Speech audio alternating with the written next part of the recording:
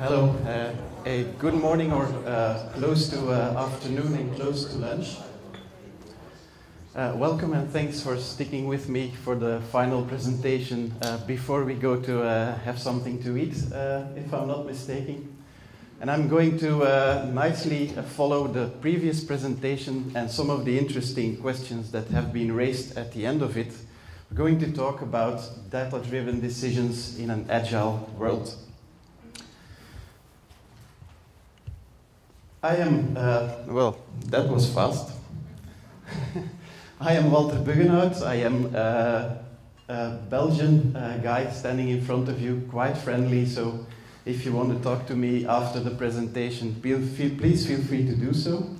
I am working for ACA IT Solutions, and I am an Atlassian expert and also the pod lead of the Atlassian business unit, which we call Amplify. A word or two about my company, which is ACA IT Solutions. We are a Belgian IT solutions provider, and we have been since the beginning of the company in the late 90s just been an agile company. We have 7 business units which are semi-autonomous and we call pods. All of these are having their own type of services. Some are based on UX, UI, UX. Others are doing software development, mobile solutions, all kinds of things. And as I mentioned, I am working for Amplify, which is the Atlassian business unit of our company. We are an Atlassian partner since 2009. And from that ecosystem, we became an eazyBI partner as well, which is the simple reason why I am here today. What I will be talking about is about data-driven decisions in an agile world. I was thinking, as some other people in this room, why not take a different perspective?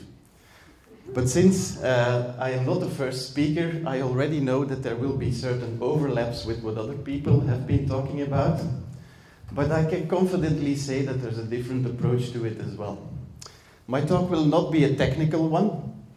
My goal is actually to go deeper into what reports do you need to build, why should you build them, and not specifically how are you going to build them. Because indeed, more people are going to show different reports. We've seen a few examples that I will be showing as well. But also, there's more about it is what's typical about the agile world we live in today. So what we're going to do, first of all, have a look at the world we currently live in, what is going on around us. Next, we're going to talk about the different types of work that everybody around us is dealing with. I'm going to show a few reporting examples as well, and come to a couple of conclusions afterwards. So let's start with living in an agile world. There used to be a time when our boss would wake up in the morning and then suddenly say, well, I need that report and I need it urgently. I don't know if I've heard it today, but it is an existing use case. And how things used to go back then is our boss would find the nearest phone, call us and say, well, hey, I need this report as soon as possible, of course. What we would then do, as Ada properly explained, is dive into the details, and the data, try to gather them and put them together in our state-of-the-art BI tool, which used to be Microsoft Excel. After some steady or heavy processing, these data would then be carefully printed and sent through the company mailing system. And after about a week, something I heard earlier on as well, our boss would receive this report. And hey, this used to be perfectly acceptable, all right? But our world has changed radically over time. Things go way faster than they used to. We need to be changing or tracking actually work that comes in from all kinds of places. People are working in different locations, which makes the mailing system even slower sometimes. We're dealing with information overload. Data are in all kinds of data sources, in all kinds of systems. And the speed of change that we need to respond to makes it impossible to wait for an entire week just to have the availability of these data. Slide we're using here is courtesy of Atlassian, by the way. They're using this in the ITSM slide deck. But it's a really nice one to pitch the story and the situation we're currently in. All right. Over time, the traditional methodologies, more or less waterfall and the slower kind of things, do not match, and over time, Agile methodologies have sprung up, have come up to deal with these kind of fast-changing situations. And it is clear, or it is okay to say nowadays, that Agile has become a mainstream thing. From a study of Gartner, released earlier this year about Agile planning tools at enterprise level, this is the statement that Agile now accounts for more software development activity than any other type of methodology. And competency is growing throughout the industry as well. Some more proof from another consulting company, being Deloitte. It is a drawing from the Agile landscape that they are actually presenting like year and year again. This is the drawing from like 2016. Which shows more or less everything that is going on in the Agile landscape. It was quite heavily contested because one, there were a lot of things missing from the chart, and another thing is that the connections between all these things were not entirely as they are in the real world. So it's more missing things than that is on the chart. But I think you can confidently say that Agile has become mainstream when your map of the landscape is resembling the Tokyo subway system.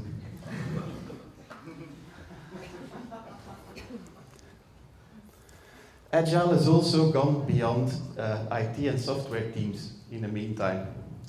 It started all there. Software teams is where Agile processes have become mainstream in the first place. But they have also gone to business teams. First steps from IT to support and marketing, well, they kind of make sense. They're quite easy to understand. But they have also evolved into even legal, finance, and HR. So I did some research of myself just to prove this to be true. And where do you do your research in the first place?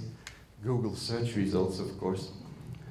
So what I did is I searched for Agile marketing, Agile finance, Agile legal, and I found that search results are big and into the millions.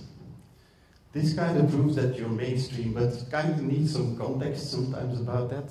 So I also checked out Britney Spears. And she's actually lower than all those Agile HR, finance, and legal systems. So you can pretty confidently say this is mainstream things.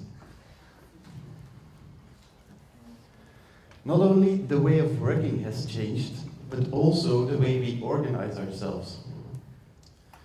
This is a chart from McKinsey, also from a quite recent investigation they conducted. And it shows that also organizations are changing.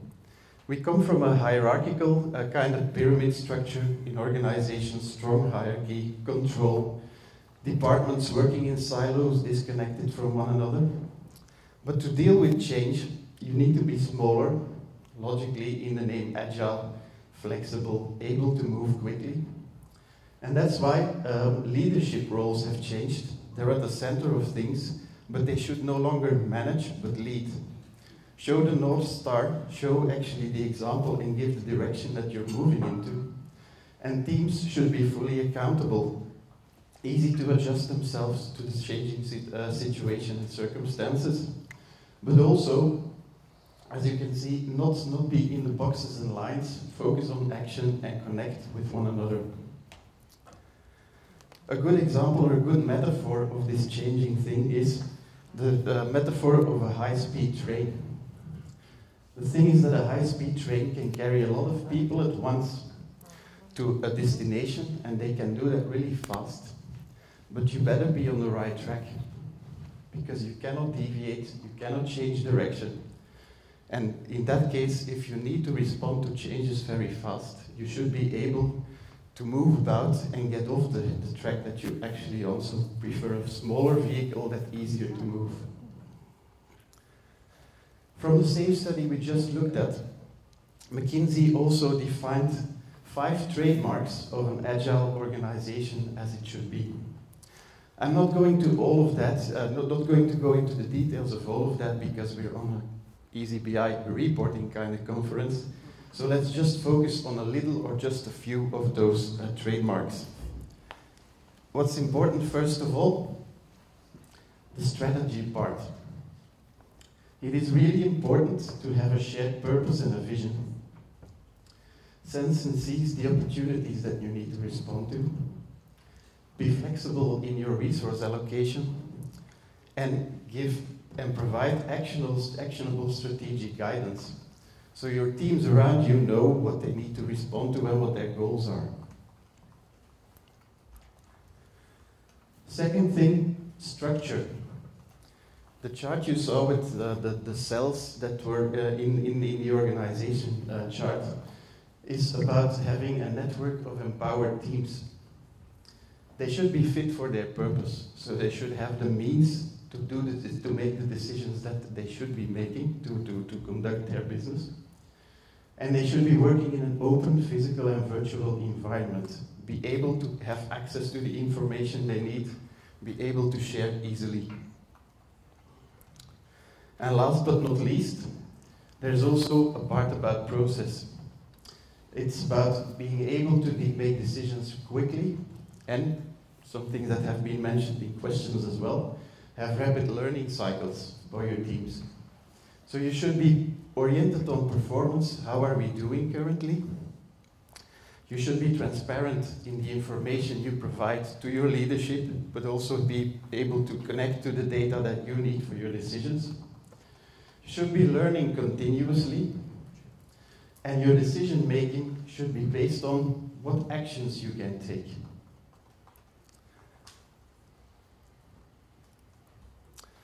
Next up, what kinds of work are we dealing with? Because this is also important on determining what reporting needs that we have.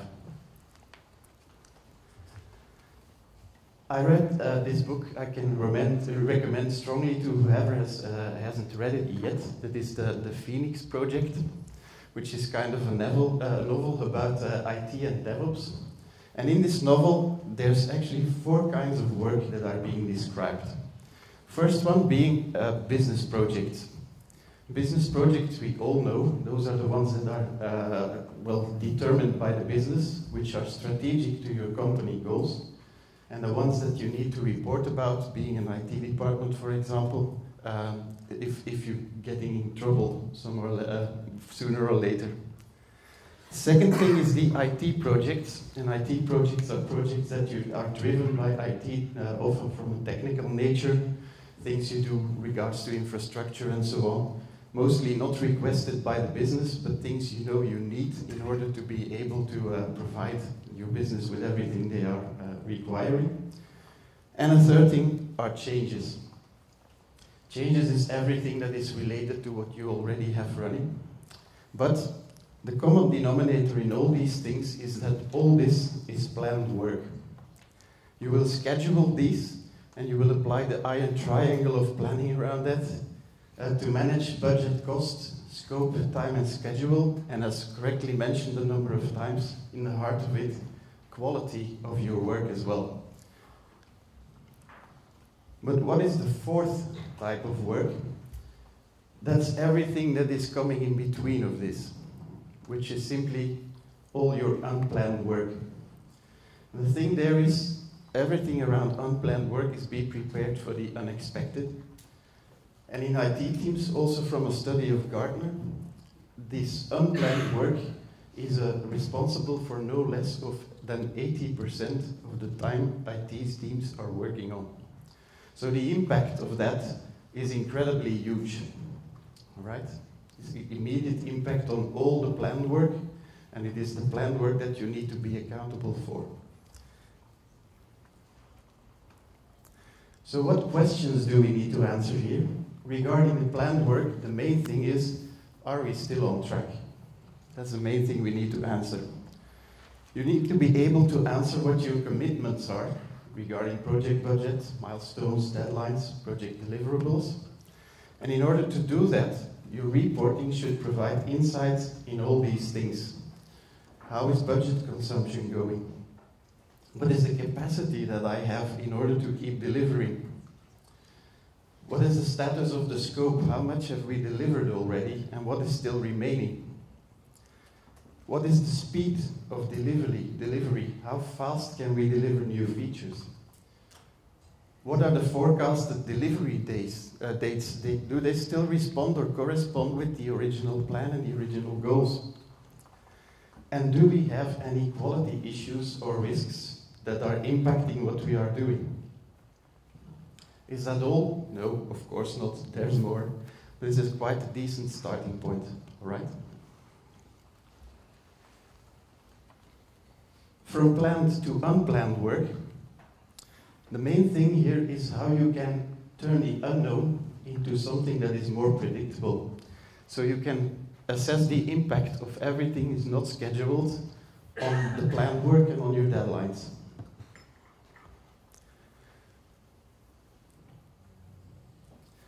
So, how do we measure impact, or what do we need to know? What is the cost of all this unplanned work? Why is it there in the first place?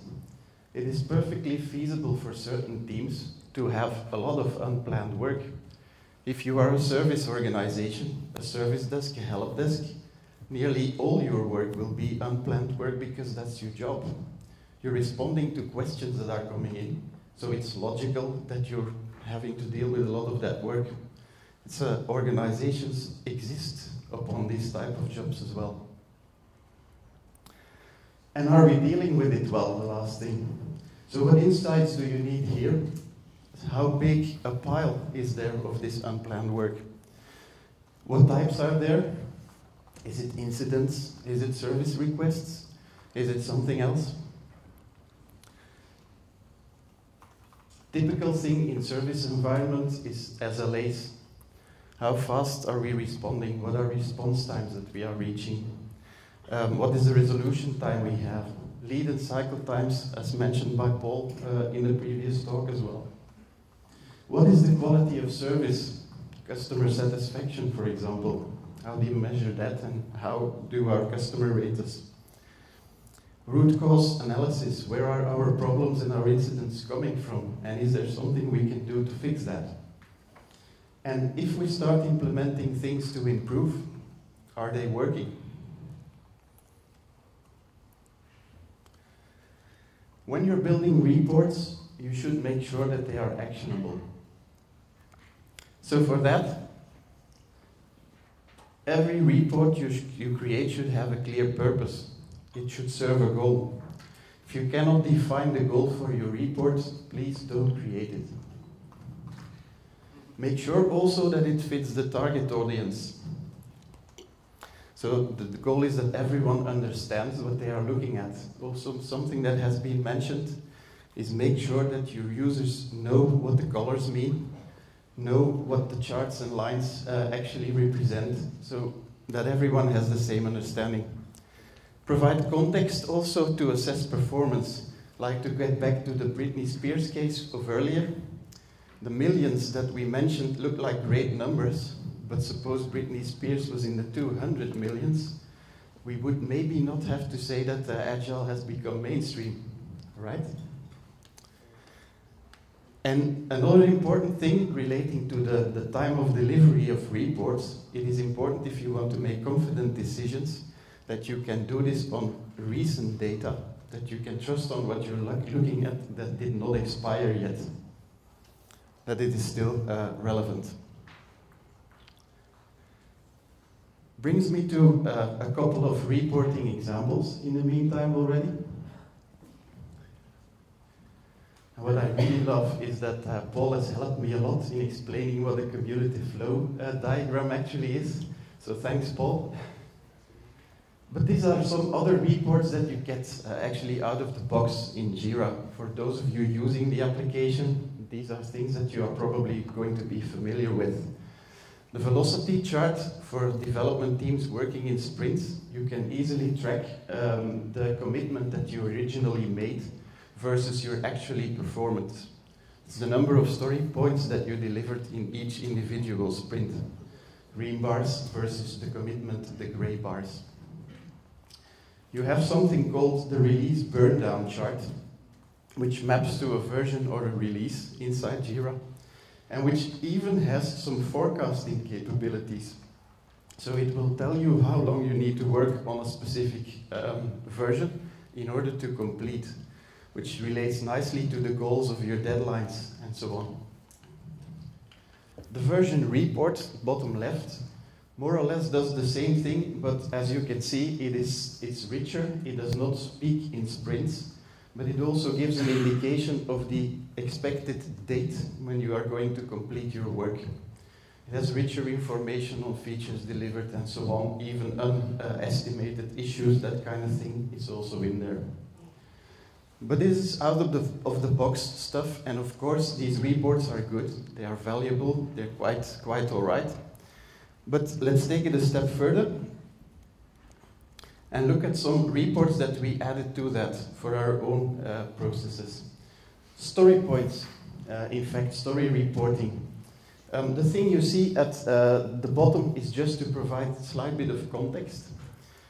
We use a different scale of story points than usually. Normally you use the Fibonacci scale. If you're working with story points, you can see we have a simplified version of that. And we built two interesting reports to give more insights and faster response times to our own processes. First one, average story size. What do we do here? Over time, we just measure how big stories are, the breakdown into story points. What you can see is that pretty consistently our teams have a story size of just below 1 point. The interesting about this is that we know upfront, if we need to create a backlog, how many issues do we have? Well, then we also know more or less how many story points it will be, without going through all the tedious estimation process of that. Next example, effort. Effort is a metric that we use to determine the time spent per story point. And why I show this report is to go into the actionable part of it. You can clearly see at the end of the chart, something strange is happening there. The effort of our team is suddenly increasing spectacularly. So something is wrong. We have a deviation from the normal process. Some would say super awesome. Others would say, what was it? Normally? Normali? Okay, all right. So you can clearly see that something is going wrong in there. And the good part is turning it into actionable, something that eazyBI allows us to do, is the moment that we click this data point where we see the increase in the effort, we have an immediate possibility to drill down to the issues that are underlying this problem. So the investigation part is just at our fingertips right there.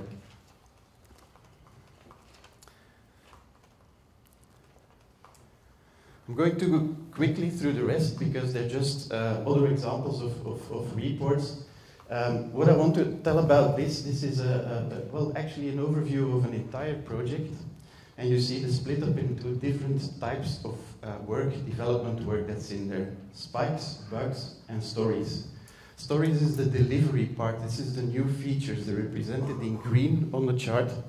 Spikes are experiments and technical tasks needed to provide the functionality. And bugs, well, we all know what bugs are, right? So what you see is in the beginning of the project, all the effort is going into the preparing work, setting up the architecture, which is quite logical. But later on, you see the increase of story and feature development. And then later on, as of the 9th week of the project, you see that the first bug is starting to come in, which also shows that we pretty quickly deliver functionality to our testers, so that we can get feedback and improve and correct them quite rapidly. Two interesting additional things is the red lines that you see running across. From the experience, we know that in a good project, relevant in this context, the bug ratio should stay below 10%. If it raises above, then we know we should look deeper into that and make sure that we fix that instantly. The ratio of spikes should be below 30%, as you can see right here. And how do we know that? Well, simply because we measure.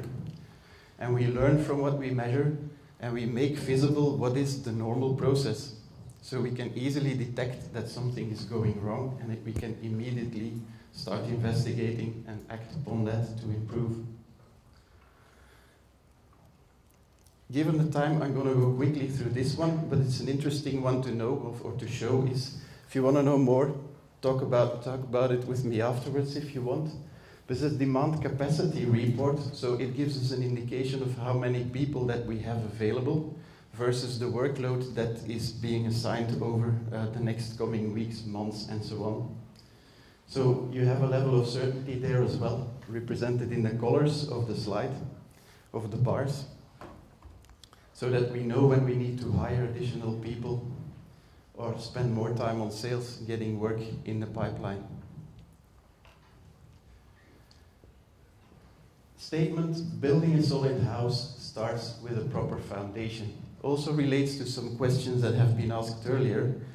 How do you manage these types of work? We have a very fixed structure in working with bugs, spikes, and stories. We have developed processes around that. We measure and use those measurements to start again and improve. Yeah. Not every organization is at this level of maturity. So a quick example of what you can do earlier on is just start by measuring what you already know. This is a dashboard in an organization that does not do estimations consistently. So you don't have a clue about how big stories actually are. But what you can do is start measuring the average time spent, as they are consistently logging and registering their time spent. So use that. Try to find information where it is currently.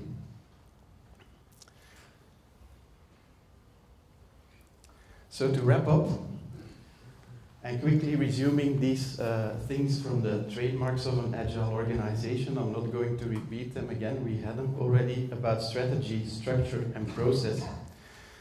The challenges you are facing in an agile and quickly changing world is that you need your stakeholders and everyone involved to create trust and confidence. Your reports should do that.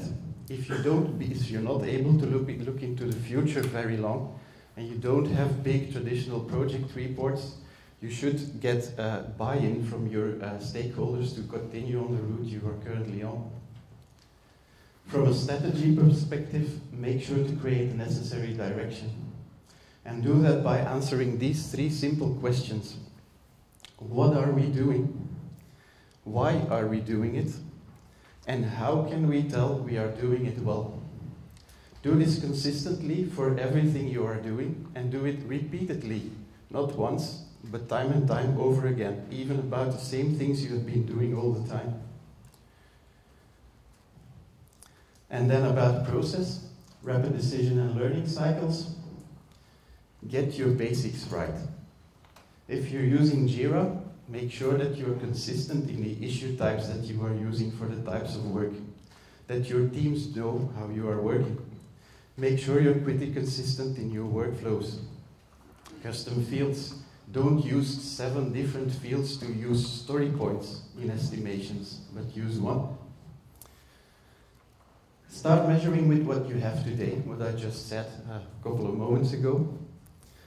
Focus on the actionable. Make sure that your decisions, like in the example that you saw, the increase in effort, make sure that you see what you need to act upon. Then benchmark. So if you learn a few things, implement them, and then start measuring again. Thanks.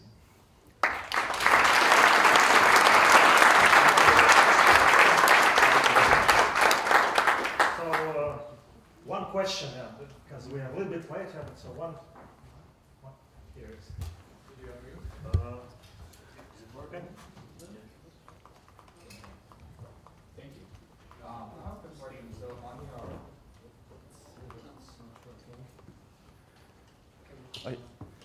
your Let's do it. Oh. Mine's out as well. Oh, this is back. So on your spike ratio slide, can you explain what are the data points you are looking to identify the spike ratio? Yeah, well, in fact, it starts by measuring everything separately. We have 3 different issue types that we use: logically, spike, bug, and story. Everything that is a technical task is just mentioned as a JIRA issue of the type spike.